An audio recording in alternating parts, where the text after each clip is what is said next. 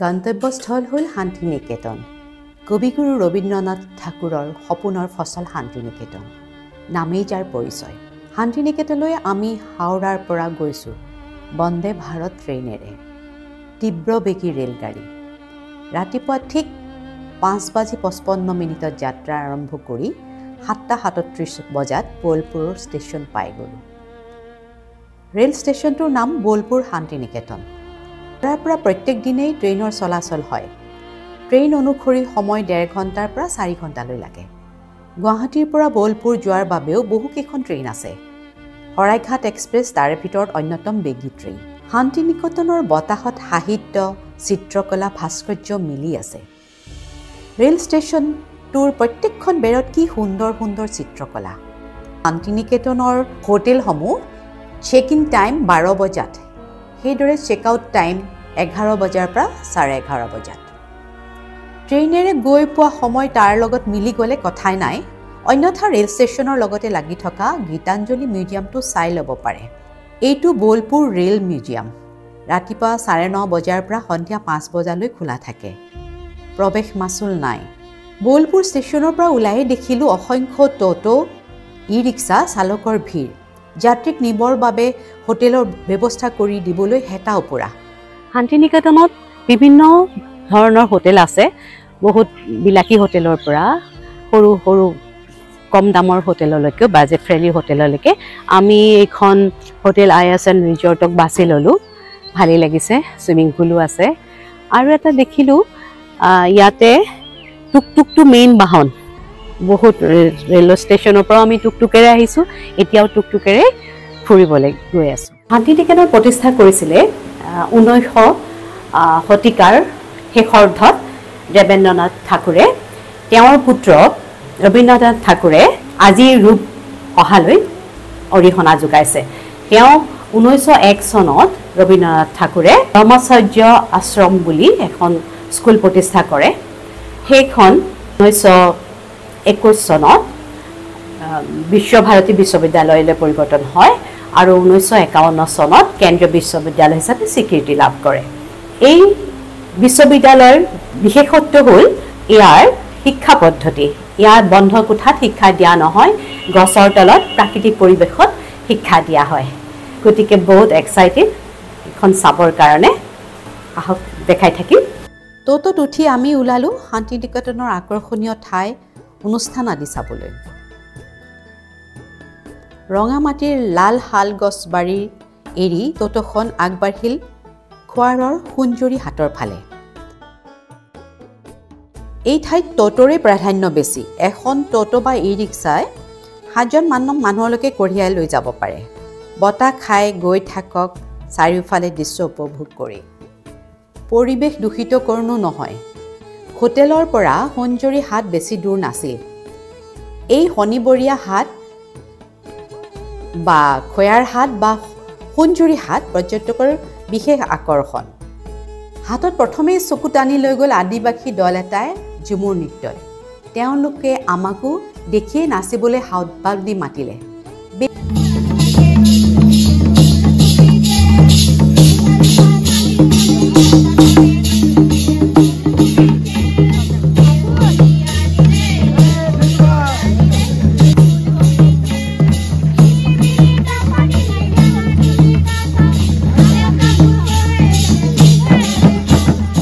ভাল লাগিল তেওঁলোকৰ তালত তাল মিলাই নাচি।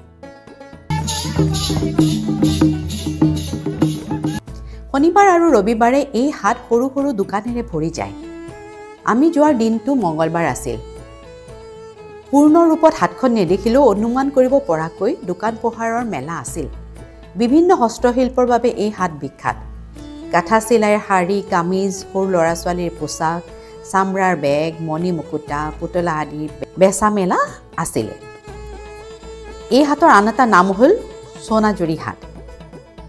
বস্তু বাহিনী কিছু দৰদাম কৰিলে যথেষ্ট সস্তাত পোৱা যায়। ৰং বিৰঙৰ মেলাখন চাই পিছে মজাই লাগিল। এনে মেলাত সোমালে বহু সময় ক'ব নোৱাৰাকৈ পাৰ হৈ যায়। ট'টোৰ চালকজনে তাগিদা দিলে যে যিহেতু অহাকালিলৈ বুধবাৰ ৰবীন্দ্ৰ মিউজিয়াম বন্ধ থাকিব, গতিকে আজিয়েই সেইটো চাই ল'ব লাগিব আৰু সন্ধিয়া 5 বজাত মিউজিয়াম বন্ধ হৈ যায়। আমি লৰালৰিকৈ ৰবীন্দ্ৰ মিউজিয়ামৰ ফালে আগবাঢ়িলোঁ। এই মিউজিয়ামৰ প্ৰৱেশ মূল্য 70 টকা, স্কুলৰ শিক্ষাৰ্থীৰ বাবে 10 টকাকৈ। বিদেশী পৰ্যটকৰ মূল্য সুকীয়া। টিকট কেইটাত ৰবীন্দ্ৰ সংগ্ৰহালয় বা ৰবীন্দ্ৰ ভৱন উত্তৰায়ণ অঞ্চলৰ প্ৰৱেশপথৰ বাওঁফালে এটা দুমহলীয়া ঘৰ। মিউজিয়ামৰ বাহিৰখন কি ধুনীয়া পৰিৱেশ। মিউজিয়ামৰ ভিতৰলৈ কেমেৰা নিব নিদিয়ে, অনুমতি নাই, কিন্তু ভিতৰত গৈ যিটো অনুভূতি হ'ল যেন এটা মন্দিৰৰ দৰে সজাই থোৱা আছে। খালী ভৰিৰে যাব লাগে, ইমান সুন্দৰ পৰিৱেশ, এক বেলেগ ধৰণৰ অনুভূতি। সেইটো বুজাব পৰা নাযায়, সেইটো নিজেহে অনুভৱ কৰিব লাগিব। ৰবীন্দ্ৰ ভৱন সংগ্ৰহালয়ত আছে তেখেতৰ মূল পাণ্ডুলিপি, চিঠিপত্ৰ, মেডেল, দলিল পত্ৰ, নোবেল বঁটা আৰু তাৰ লগৰ চিঠি, ৰবীন্দ্ৰনাথ আৰু অন্যান্য শিল্পীৰ অঁকা ছবি, যামিনী ৰায়, নন্দলাল বসুৰ ছবি দেখিলোঁ। ওলাই অহা পথৰ বাওঁফালে আছে বিখ্যাত ভাস্কৰ ৰামকিংকৰ বেজৰ ভাস্কৰ্য সুজাতাৰ প্ৰতিমূৰ্তি। সুজাতাক ফটোত বন্দী নকৰিলেও কেনেকৈ চলে? অঞ্চলটোত থকা বৃহৎ গছবোৰৰ মাজে মাজে আগুৱাই গৈ দেখিলোঁ ৰামকিংকৰ বেজৰ আন এটি বিখ্যাত ভাস্কৰ্য চাওতাল পৰিয়াল। ৰামকিংকৰ বেজৰ চাওতাল ফেমিলিৰ বিখ্যাত ভাস্কৰ্য ওচৰত সন্মুখত। মূৰ্তিটো সংৰক্ষিত কৰি ৰখাৰ স্বাৰ্থত বেছ কিছু অঞ্চল জুৰি বেৰ দি থোৱা আছে। চাওতাল পৰিয়াল, ইংলিছত চান্থাল ফেমিলি, ভাৰতৰ প্ৰথম আধুনিক ভাস্কৰ্য বুলি গণ্য কৰা হয়। ভাস্কৰ্যটোৰ বিষয়বস্তু চাওতাল পৰিয়ালৰ মাক দেউতাক, এটি শিশু, কিছু ঘৰুৱা সামগ্ৰী আৰু এটি কুকুৰ এটি নতুন জীৱনৰ দিশত আগুৱাই গৈ আছে। লোহা, চিমেণ্ট, বালি, শিলগুটি ব্যৱহাৰ কৰি ভাস্কৰ্যটি বনোৱা হৈছে।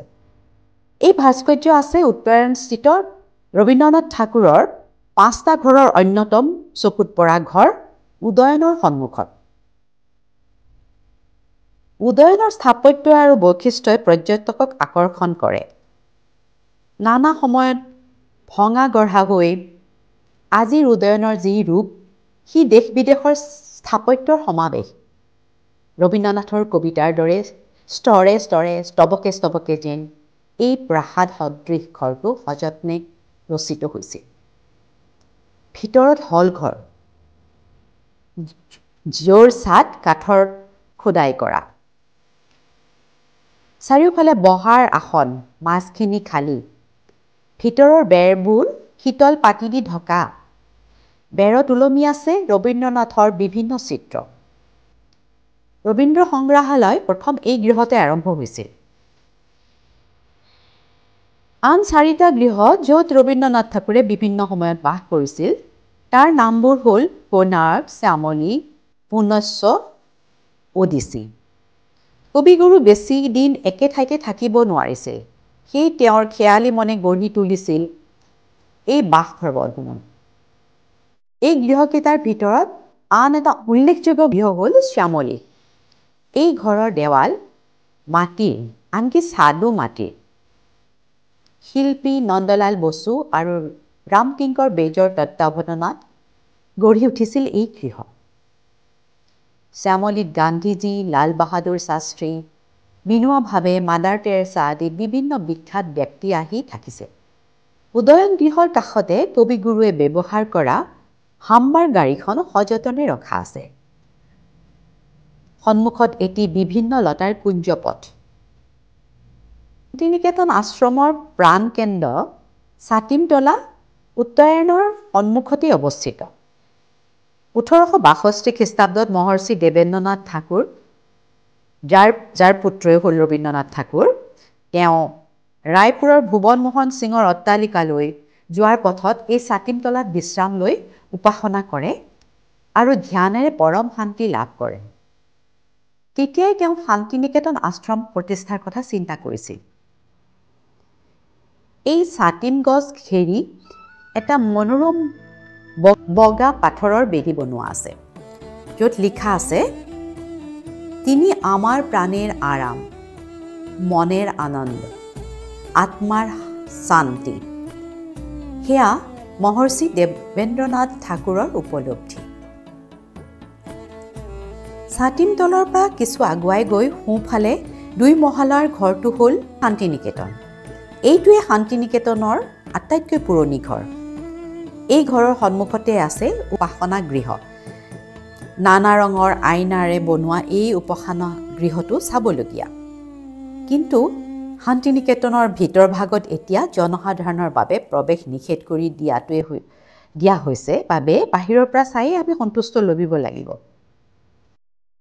শান্তিনিকেতন মন্দিৰৰ পৰা কিছু গৈয়ে দেখা গ'ল এটি ওখ মাটিৰ ঢিপ টিলাৰ দৰে। তাত আছে এডাল বিশাল বটগছ। সেয়াই 3 পাহাৰ। এসময়ত দেৱেন্দ্ৰনাথ ঠাকুৰে শান্তিনিকেতনৰ জল সমস্যা সমাধানৰ কাৰণে এটা পুখুৰী খন্দাৰ কাম আৰম্ভ কৰিছিল। পুখুৰী খান্দোতে ওলোৱা মাটিবোৰ এঠাইত জমা কৰি থোৱালে, য'ত 3টা ঢিপৰ সৃষ্টি হ'ল। তাৰ পৰাই ঠাইটুকুৰাৰ নাম 3 পাহাৰ হ'ল। পৰৱৰ্তী কালত 2টা ঢাপ কাটি আনি পুখুৰীৰ পানী নোলোৱা বাবে পুখুৰীটো পুতি পেলোৱা হ'ল, যদিও 3 পাহাৰ নামটো থাকি গ'ল। আৰু অলপ আগুৱাই গ'লেই দেখা যায় তালধ্বজ। এডাল তাল গছত আশ্ৰয় কৰি এটা গোলাকৃতিৰ মাটিৰ ঘৰ। আম্ৰকুঞ্জ, ঘণ্টতলা আদি ক্লাছ হোৱা ঠাইসমূহ আৰু কলাভৱন, নাট্যঘৰ, শিল্প সদন আদি ঠাইসমূহ বাহিৰৰ পৰাই চাই সন্তুষ্টি লভিব লাগিব। ঠায়ে ঠায়ে বহুত কেইটা বিখ্যাত ভাস্কৰ্য দেখাৰ সৌভাগ্য হ'ল। ৰবীন্দ্ৰনাথ ঠাকুৰে এখন আদৰ্শ বিদ্যালয় স্থাপন কৰিব খুজিছিল, য'ত প্ৰাচীন ব্ৰহ্মচৰ্যৰ আদৰ্শেৰে শিক্ষালাভ আৰু জীৱন যাপন হয়। 1901 চনত আৰম্ভ কৰা বিদ্যালয়খন গৈ 1921 চনত বিশ্বভাৰতী বিশ্ববিদ্যালয় আৰু 1951 চনত কেন্দ্ৰীয় বিশ্ববিদ্যালয় হয়। 2023 চনত ইউনেস্কোৰ হেৰিটেজ সাইট হিচাপে ই চিহ্নিত হয়।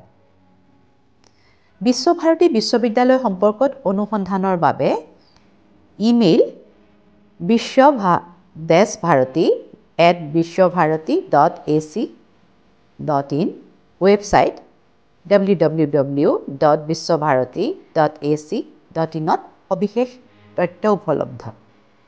শান্তিনিকেতনত চাবলগীয়া আৰু বিভিন্ন ঠাই, অনুষ্ঠান, তীৰ্থস্থান আদি আছে।